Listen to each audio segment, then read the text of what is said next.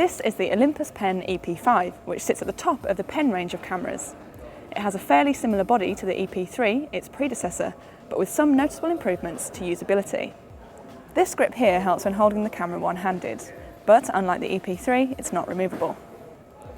Unlike the EP3, the EP5 uses a switch to turn it on, rather than a button.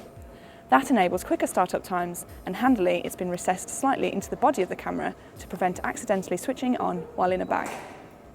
Like its predecessor, it has a capacitive touchscreen, which can be used to set the autofocus point or fire the shutter release, and is very responsive. Although the camera doesn't have a viewfinder built in, one is available as an optional extra. Another improvement that has been made with this camera is that although the screen sits flush with the back, it is tiltable.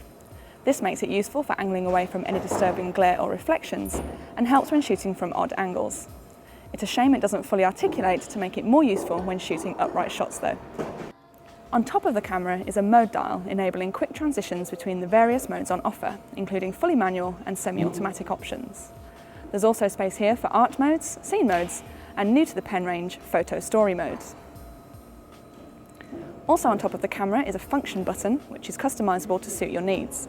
With the previous version of the PEN, you had to dive into a menu if you wanted to alter sensitivity or metering, but the EP5 introduces a handy new way of working.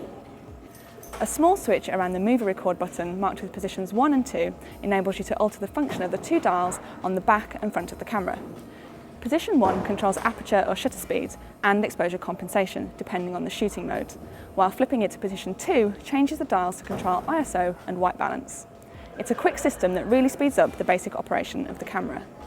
For other commonly used settings, a sort of quick menu can be found by pressing the OK button in the centre of the 4-way pad here. As this camera uses the same 16 million pixel sensor as the excellent Olympus OM-D, we have high hopes for it.